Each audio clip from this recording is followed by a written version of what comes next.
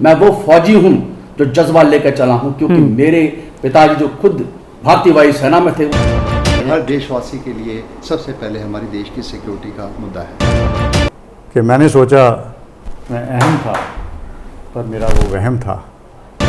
ही Hindustan army का हिस्सा हूं, जहां हम दौड़ते थे पागलों की तरह, जहां हमें कोई टास्क दिया जाता था हम फतेह हासिल करते थे।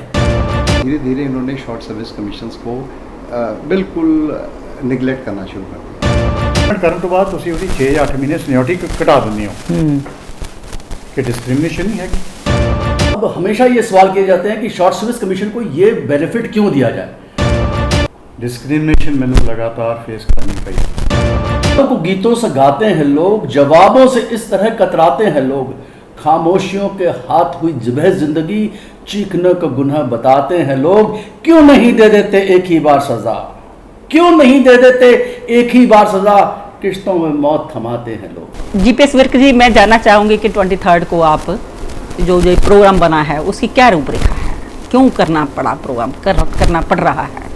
नमस्कार, ये नाइट्स ट्रेनिंग एकेडमी लांड्रा में हम लोग एक ब्रेन स्टॉर्मिंग एक्सरसाइज कर रहे हैं, जिसमें कि हमारे एमरजेंसी कमीशन ऑफिसर्स और शॉर्ट सर्विस कमीशन ऑफिसर्स को हम लोग इकट्ठा करके कुछ ऐसा रेजोल्यूशन क्रिएट करना चाहते हैं जो कि हम आगे सरकार को बता सकें कि हमारी क्या दिक्कतें हैं। काफ़ी समय से ये इस चीज़ का हम सरकारों को बताने के बाद, यहाँ तक कि जब हम लोग वो 1 रैंक 1 पेंशन के लिए स्ट्रगल कर रहे थे, वहाँ पर भी हमने ये बताने की कोशिश की, लेकिन कुछ नज़रअंदाजी होती रही है एमरजेंसी कमीशन ऑफिसर्स और शॉर्ट सर्विस कमीशंस के लिए।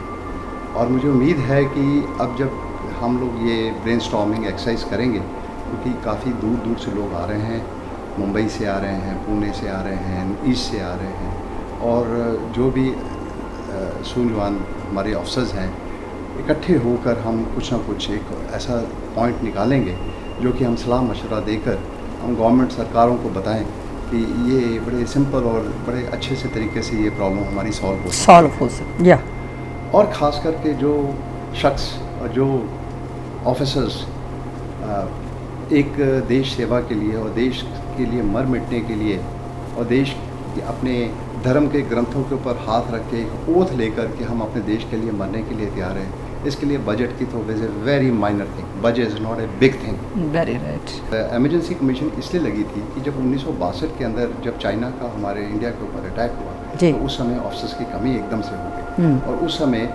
उन्होंने एक ऐसा ऐलान किया कि किसी तरीके से कुछ young people they should come and fight for the country. Very right, very right. जब एमरजेंसी कमीशन के अंदर जब वो 64, 65, 62, 63, 64, 65 तक की लड़ाई के अंदर जब इन्होंने ये देखा कि तो बहुत अच्छे हमें काबिल जो ऑफिसर्स मिल गए हैं, जहाँ तक कि लोग इंडियन IPS एजुकेशन, बैंकिंग, अच्छी सर्विसेज को छोड़ के देश सेवा के लिए इकट्ठे हो गए। बिल्कुल।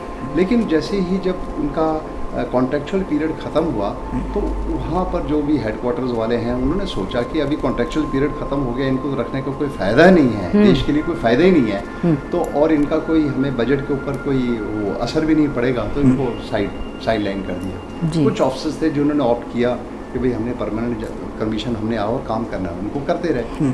लेकिन एक सिलसिला चलता रहा कि एक एमरजेंसी कमीशन धीरे धीरे फिर ये जब उन्होंने कैलकुलेट किया कि ये हमें जो कॉन्स्टेंटली यंग ऑफिसर्स चाहिए, कैप्टन्स एंड मेजर्स बॉर्डर्स पे लड़ने के लिए, और यंग पीपल चाहिए, अगर हमारे इस एमरजेंसी कमीशन वाला जो एक्सपेरिमेंट है ये अगर हम शॉर्ट सर्विस के लिए लगातार चलाते रहें, तो इससे हमारा बजट भी मेंटेन रहेगा और यंग ऑफिसर्स जो आगे बढ़ना चाहते हैं वो कर सकते हैं। जी। उन्होंने शुरू में काफ़ी एक प्रोग्राम्स दिए कि हम इनको सेटल करेंगे, IAS के अंदर सिर्फ 2 ही एग्ज़ाम देने पड़ेंगे, कंसेशंस देंगे, लेकिन धीरे धीरे इन्होंने शॉर्ट सर्विस कमीशंस को बिल्कुल निगलेक्ट करना शुरू कर दिया। स्टेज ऐसी आई कि सब लोग इंडियन आर्मी की अपनी बजट तो देख रहे हैं, लेकिन जिस प्रकार से एमरजेंसी कमीशन और शॉर्ट सर्विस का अपना निजी ज़िंदगी के लिए देश के अंदर बजट ख़राब हुआ, वो एक सोच समझने वाले की बात है और देश को समझने की बात है कि आज तक हालात ये ऐसे हैं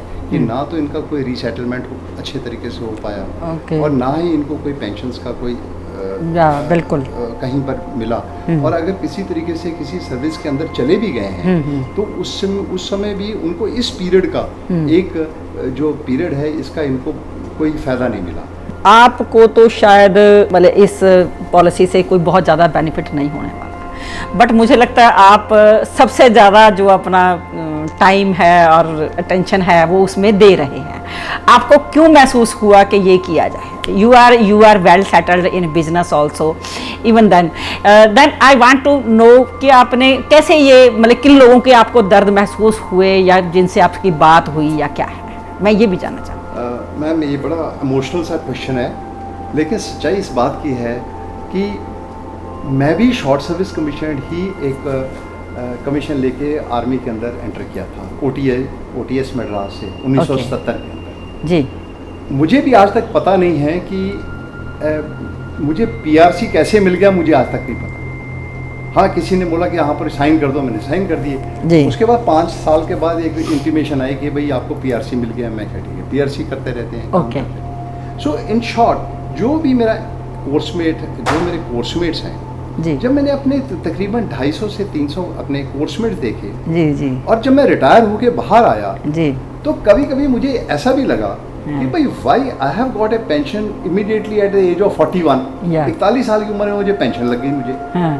और मेरा जो कोर्समेट है जिसने भी मेरे साथ वहाँ पर वो सेकंड लेफ्टिनेंट बना था, वो भी 5 साल उसके अंदर भी, लेकिन उसको कुछ नहीं मिल रहा। अच्छा, तो जब हमने आके देखा कि 70% 60 to 70% मेरे कोर्समेट्स हैं वो बाहर हैं, और उनके हालात सर मैम जब मैंने पर्सनली जब उनको मिलने की कोशिश की, आफ्टर ऑल नंबरी होते हैं नेचुरली, जिनके साथ भागे हैं दौड़े हैं, तो जब उनको मैंने जब देखा तो मैंने कहा यार कुछ ना कुछ इनजस्टिस है। आई फेल्ट कि there is something wrong in it, and उसके बाद एक दो की जब मैंने हालात देखी तो मैंने कहा नहीं, ये कुछ सिस्टम में ही गड़बड़ है, और यहाँ पर अगर इस समय ये चीज पॉलिसी से ठीक हो सकती है। जी बिल्कुल। मैंने कोर्ट्स में भी किया, लॉयर से भी डिस्कस किया है, लीगली भी चेक किया है, बड़े बड़े ऑफिसर से भी मैंने बात की है।